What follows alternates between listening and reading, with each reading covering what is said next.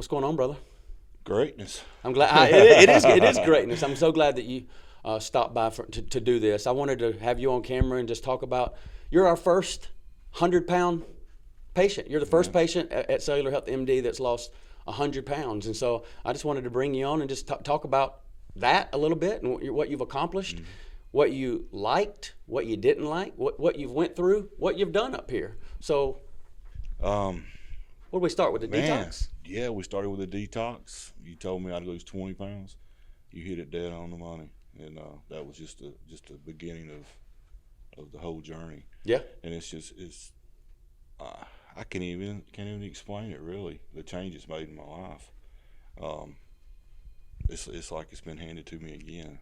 I just can't believe I wasted so much time not doing this for all these years. Yeah, no, I feel that. I feel that same way. Yeah, it's just incredible. But we're going this way now. Oh, absolutely. So we ain't got to worry about that. I think you were close to not being able to be a barber anymore. Oh, I was really close to retiring. I really was. I think I told you I was going when I go to the store. I think, man, I might need to get one of these chairs to ride around on because it was that brutal, and it's just been a total change.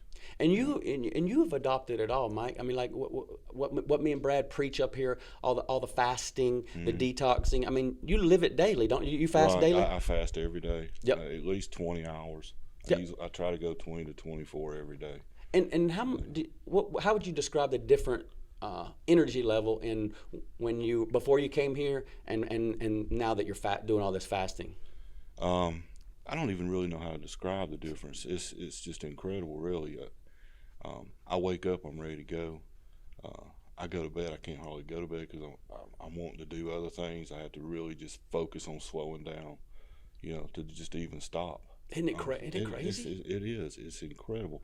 It took me about 3 weeks to get the fasting adjusted in myself. Yep. And after that, it's just like life.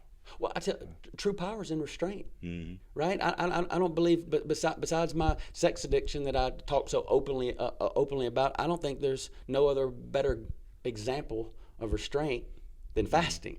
Yeah, I think so. I'm hungry, I'm not going to eat. Yeah, well, food is certainly an addiction, and it's in your face all the time. Yeah. Every time you walk by a TV or you're in your car, it's fast food. It's an addiction you have to deal with. It's that high fructose corn syrup that's basically in every single thing that's out there. That is, it is the most addictive drug on the planet. I believe one of them. This processed sugar is deadly. Yeah, I believe you're right. I really do. You just look into the crowds of people and you can see it. Their complexions are bad. The way they're walking, the way they're carrying themselves, they can't stay focused, and it's just because of what they're eating. 100%. And what they're not eating. Yeah, exactly. Because different foods have different mineral profiles, and so they eat this garbage food, and they're not getting the minerals, vitamins, and nutrients that they need for their skin, like you say, to have the right color, for them to start looking different. I mean, you're either basically feeding yourself or poisoning yourself. Exactly. There's really kind of no in between. You're basically either, yes, I'm thinking of myself as a master gardener and I'm feeding my flowers, so to speak. And I tell people all the time, I believe every single person understands my philosophy on wellness. They just don't know they understand it. Right. If I walked in here right now and I had a little flower and it's potting soil and I handed it to you and I said, humanity's going to rise and fall on how you take care of this flower, and I ran out the door, right? That's a silly analogy, but if that happened, either you're a master gardener and you know exactly what to do, or you're going to go straight to the computer and you're going to start researching, what the heck do I put on this flower? Whatever your research says is all you're going to put on that flower. Mm-hmm. So you wouldn't, if I gave you that flower on a Monday and told you that silly story, right? You wouldn't baby that flower Monday through Friday and then go out there on a Friday night and pour a case of Coors Light on it. Right. You wouldn't go out there on Saturday morning and get this, pour a Coca-Cola on it because it deserves a treat and it's not going to live miserable. Mm. I see it. No, because everybody knows that poisoning something is not giving it a treat. Every single person knows that when I'm talking about the flower. But as soon as I change this conversation from the flower to the most important living organism on the planet, people give me all these excuses on why they don't understand that. Oh, I understand. I was full of excuses, and if I don't focus, I'll fall back on excuses now. But I'm just not. Me and Brad, before you got here, you have no idea what we were talking about, but we were talking about redirecting energy, right? And that is exactly, you have to redirect your energy towards something positive, or you will fall back. You have to focus your energy towards something different than whatever it is negative, whether it's food, whether it's sex, whether it's drugs. It could be anything, right? It could be anything as far as an addiction. But what we're talking about right now is food, and I believe food is probably the number one addiction out there, probably. Oh, absolutely. You know, we've talked about it. You know, here recently, just went to the doctor. My primary care doctor tells me I'm the first patient in her career that has controlled their diabetes for 2 years with nothing but what I intake. That was one of the best text messages that I've ever got from you, saying that. Just that was like last week, wasn't it? Yeah, last week. It was exactly. That is absolutely amazing. And what was amazing to her, I think I probably told you 2 years ago when I went to her,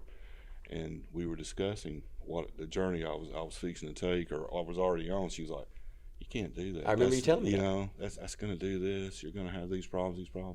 And now she's just like, I don't know what to say. Just keep doing what you're doing. She says, whatever you're doing, keep doing it. It's working for you. All my blood work is perfect. It's just incredible. And you mentioned the skin. I was having to go to a dermatologist, you know, once a year or so and have skin tags taken off. I haven't been in 2 years. I don't have a skin tag. Brad loves to talk about those skin tags. I didn't even know that. You know, and it's just incredible how the body changes. That's from your microbiome, and your gut was all jacked up, and now it results in all kinds of issues. The skin tags is just one of them. But when you really focus on that microbiome and settle that gut bacteria and start becoming your master gardener and feeding yourself from the inside out, right, you bloom. Yeah. And so that is what you've done. You've lost over 100 pounds. Yeah. Mike owns the Jenkins Barbershop right here in Douglasville, and so everybody knows him and knows you, and you've been a great testimonial, man. People come in here almost every week. I was talking to Mike over at the I seen Mike here.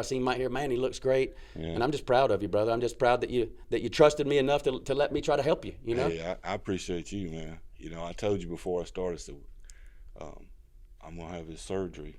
I remember. And I was down to just doing my pre-op. Yep. Everything else was settled. I just had to go for pre-op. And I said, when I get my head right, I'm gonna come talk to you, Chad.